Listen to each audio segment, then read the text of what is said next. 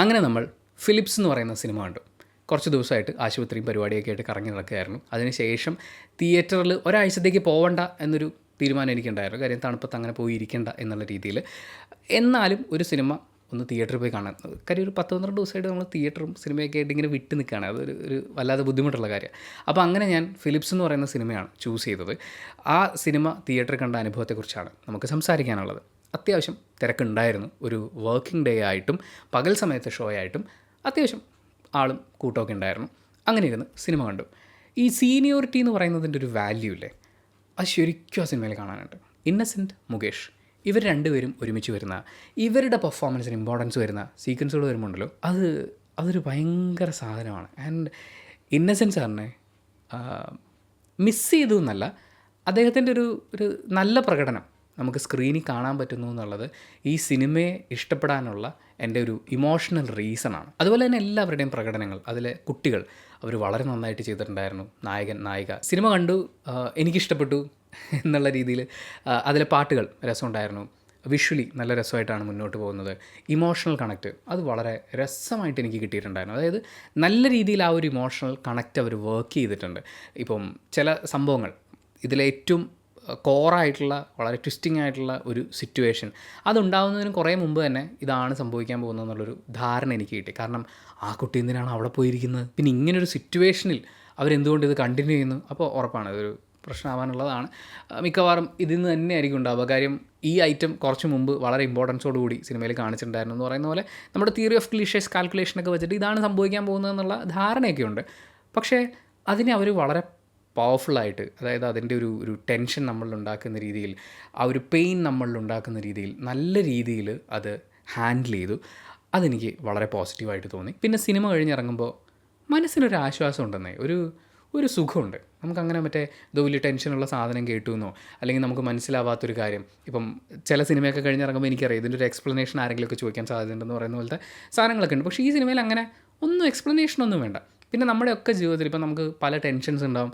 നമ്മൾ കടന്നു പോയിക്കൊണ്ടിരിക്കുന്ന ചില ബുദ്ധിമുട്ടേറിയ അനുഭവങ്ങൾ, ജീവിതത്തിലെ പല പ്രശ്നങ്ങളുണ്ടാവും.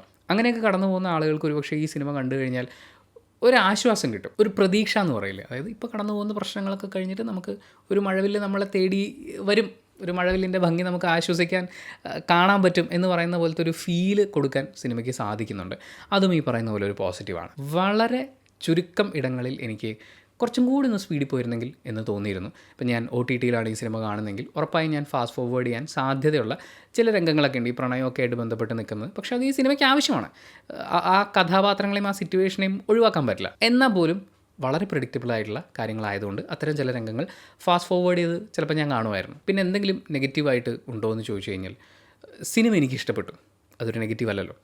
അത്യാവശ്യം കുഴപ്പമില്ലാത്ത രീതിയിൽ പോയി, സിനിമ കണ്ട് ഇറങ്ങുകയും ചെയ്തു. നിങ്ങളിപ്പം വീട്ടിൽ നിന്ന് ഇറങ്ങി ഇന്നൊരു സിനിമയ്ക്ക് പോയേ പറ്റൂ, ഏതെങ്കിലും ഒരു സിനിമ കാണണമെന്ന് തീരുമാനിച്ച് ഇറങ്ങുകയാണ്, ഇന്ന് എന്തായാലും ഒരു പടം കണ്ടേ പറ്റൂ, ഒരു സിനിമ സജസ്റ്റ് ചെയ്യൂ, കണ്ടതിൽ നല്ലത് ഏതാണ് എന്ന് എന്നോട് ചോദിച്ചു കഴിഞ്ഞാൽ ഇപ്പോൾ തിയേറ്ററിലുള്ളത് ഞാൻ കണ്ടിട്ടുള്ളതിൽ കുഴപ്പമില്ലാത്തൊരു സിനിമയാണ്, പോയിരുന്ന് കാണാവുന്നൊരു സിനിമയാണ്. പക്ഷേ അങ്ങനെ വലിയ പ്ലാനൊന്നുമില്ല, ഈ ആഴ്ച വേണമെങ്കിൽ പോകാണ്ടിരിക്കാം എന്ന് പറഞ്ഞിരിക്കുന്ന ഒരാളുടെ അടുത്ത് ഒരു 4-5 പേരൊക്കെ നിങ്ങളുടെ വീട്ടിലുണ്ടെങ്കിൽ ഇത്രയും പേർക്ക് ടിക്കറ്റ് എടുത്ത് ഫുഡിൻ്റെ പൈസയും ട്രാവലിൻ്റെ എക്സ്പെൻസും മറ്റു കാര്യങ്ങളൊക്കെ നോക്കുമ്പോൾ ഒരു 10,000-2,000 രൂപയൊക്കെ കൊടുത്ത് തിയേറ്ററിൽ പോയിരുന്ന് കാണേണ്ട ഒരു സിനിമയാണോ എന്ന് എന്നോട് ചോദിച്ചു കഴിഞ്ഞാൽ അങ്ങനെ ഒരു മസ്റ്റ് വാച്ച്, ഇത് കണ്ടിട്ടില്ലെങ്കിൽ നിങ്ങളുടെ ജീവിതത്തിൽ എന്തെങ്കിലും നഷ്ടമാവും എന്നൊക്കെ പറയത്തക്ക രീതിയിൽ ഒരു തിയേറ്ററിക്കൽ മസ്റ്റ് വാച്ച് എന്ന് സജസ്റ്റ് ചെയ്യാൻ എനിക്ക് തോന്നുന്നില്ല.